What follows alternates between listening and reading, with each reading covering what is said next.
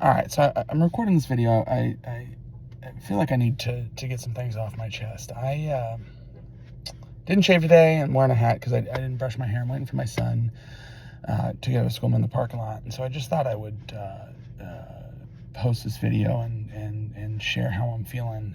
Obviously, it's been 18 hours or so since we learned that Donald Trump was going to get reelected, was going to win a second term as president of the United States, and it's still a little bit unbelievable and a little bit raw to me. I can't seem to wrap my head around how or why or any of it.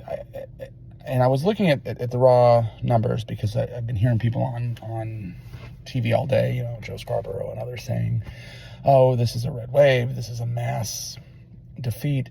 Donald Trump so far has won 71 million votes. In 2020, he got 74 million votes. So let's clear something up. He actually has less votes now than he did in 2020. He won a higher percentage, but he has less votes.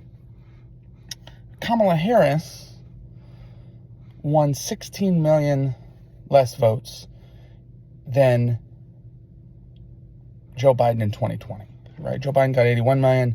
Kamala Harris right now is about 65 million or so. And I've had a lot of people, I've posted different things on social media today, and I've had people try to explain all of this away that, oh, it's about the economy. It's about, people are upset about whatever. And I'm gonna call a little BS on that. I'm gonna be 100% honest and real. We always talk about how Trump has a filter and Democrats don't, and so I just need to not have a filter. Plain and simply, in my opinion, this is about racism and misogyny. This country has shown what unfortunately we knew this country was for decades, right? When Obama was elected in 2008, we thought that we were turning a page. We weren't turning a page. That was a blip in our story. This is at our fundamental core. This is a nation of mostly white, mostly non-college educated people who don't like the fact that they're seeing their country change, and they couldn't be brought to voting for a black woman for president of the United States. Kamala Harris, one of the most qualified people to ever run for president of the United States. She graduated from Howard, a historically black college and university. She was a district attorney in California. She was the attorney general of the state of California. She was the United States senator, and she, of course, was the vice president of the United States.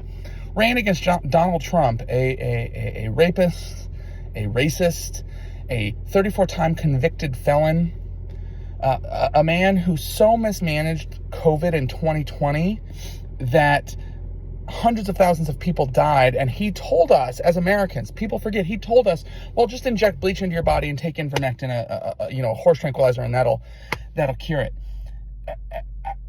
And people want to tell me, well, the economy was better when he was in office, right? The economy was better when he was, I'm mad because I can't, I don't have an extra $100 in my bank account or whatever, even though I'm buying boats and cars and houses, and I'm going on these fancy trips, and I have a boat parade in Florida for Trump, and I'm wearing all this kind of stuff. The fundamental fact is white people, especially white women, did not want to vote for a black woman. Let's be 100% honest. Kamala Harris had to be perfect. And what was Kamala Harris's number one crime in this campaign? It's that she was loyal to a fault to Joe Biden. She was asked the question, what would you do different from Joe Biden? And she said, I can't think of anything, because in that moment, she was trying to be loyal. She was trying to be loyal to the person who elevated her to vice president of the United States. Her only crime was telling the truth and being loyal. Her only crime was doing what we hope our children and our grandchildren do, and that is to be loyal, to practice loyalty, to practice honor. She ran with joy. She ran with passion. But as we know, anybody who has black women friends, anybody who has friends who are black in general, know that black women have to be twice as good. Women in general have to be twice as good. Donald Trump can go on stage and talk about, brown people eating cats and dogs and immigrants, and how he wants to shoot protesters, and how he wants to end CBS and all these kind of things. And yet we will reelect him in this country to another term because his name is Donald John Trump. That's it, plain and simple. So that's where we are. I'm angry. I'm frustrated. I'm going to try to calm down, and hopefully I'll be more rational later. But I needed to get that off my chest. So thanks for listening. And I hope that we can continue in this space, and we can continue to be the resistance that we need to be.